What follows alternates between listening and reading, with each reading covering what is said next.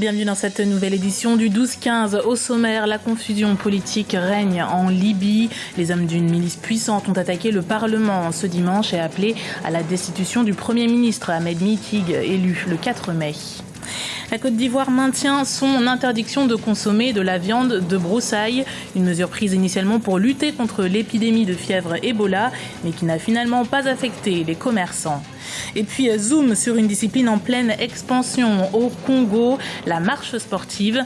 À Brazzaville, certains passionnés s'entraînent tous les dimanches dès l'aube et pendant près de 3 heures. La Libye, toujours en proie à une situation politique mouvementée. Le Parlement a été attaqué dimanche 18 mai par des milices armées. 2 hommes, dont le colonel Mokhtar Fernana, ont ensuite lu un communiqué exigeant la dissolution du Parlement intérimaire. Ils ont également ordonné que le pouvoir soit confié au comité des 60, une assemblée élue en février et chargée de rédiger la nouvelle constitution. Des événements qui illustrent une nouvelle fois la difficile transition que traverse la Libye, comme l'analyse notre éditorialiste Jemal Taleb. Malheureusement, en Libye, on n'assiste pas à la désintégration de l'État parce qu'il est désintégré depuis longtemps. La question, c'est la tentative de l'intégrer est-elle en train de se déchouer ou de réussir? Hélas, force est de constater aujourd'hui qu'on n'en prend malheureusement pas le chemin. Et donc, il y a un régime complètement éclaté, il y a un pouvoir central qui est absolument inexistant, et des bandes armées qui, elles, ont chacune son fusil, sa Kalachnikov, et qu'avec la Kalachnikov, en réalité, on a une parcelle de pouvoir. Si vous lui enlevez la Kalachnikov, vous lui enlevez le pouvoir. Donc, aucune bande armée aujourd'hui n'a envie qu'on lui arrache évidemment la Kalachnikov parce qu'on lui a la parcelle de pouvoir. L'épisode ou la série d'épisodes qu'on vient de vivre, y compris la dernière difficile élection du nouveau Premier ministre, en est l'exemple le plus frappant.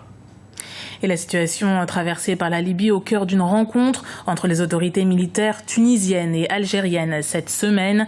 La date n'a pas encore été dévoilée. Inquiète par ces derniers événements, l'Algérie a déjà clos sa frontière commune avec la Libye, posté 40 000 hommes aux alentours et fermé son ambassade à Tripoli.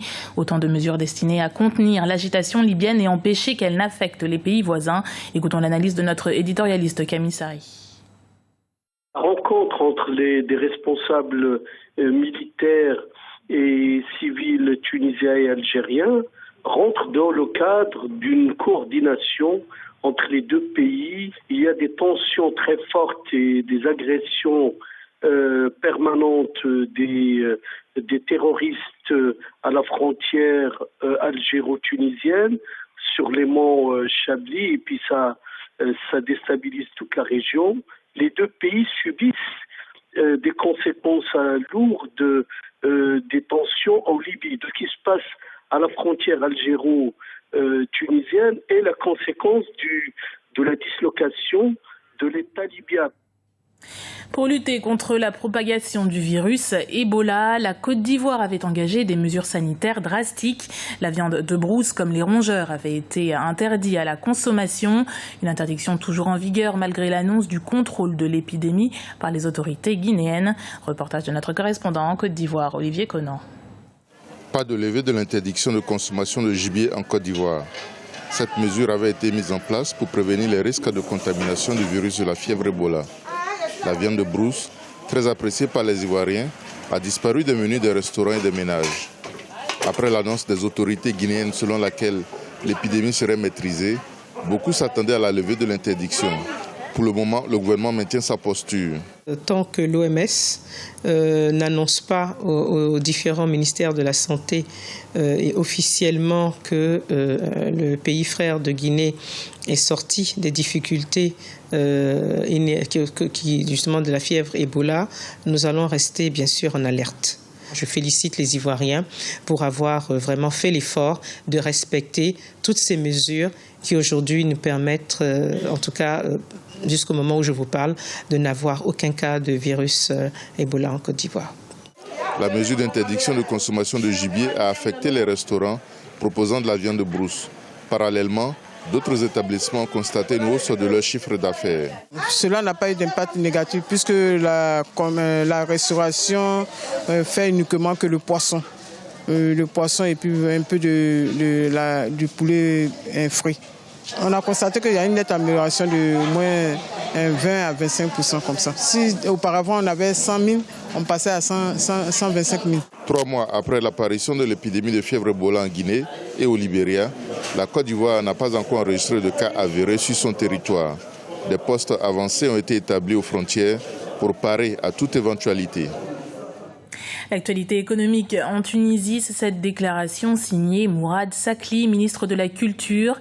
L'activité culturelle a besoin d'une stratégie claire. Pour ce faire, les ministères de la Culture et du Commerce ont annoncé leur intention de s'associer. Une alliance destinée à donner au tourisme une orientation plus culturelle et de valoriser le patrimoine tunisien. Le ministre de la Culture qui espère ainsi booster le tourisme culturel. Du sport pour terminer ce journal, et la marche sportive est une activité qui séduit de plus en plus de Congolais. Chaque dimanche, ces marcheurs arpentent les rues de la capitale Brazzaville, seuls ou en groupe. Une passion à l'origine de nombreux clubs. Notre correspondant au Congo, Prince Bafolo, a suivi l'un d'entre eux. Voici son reportage.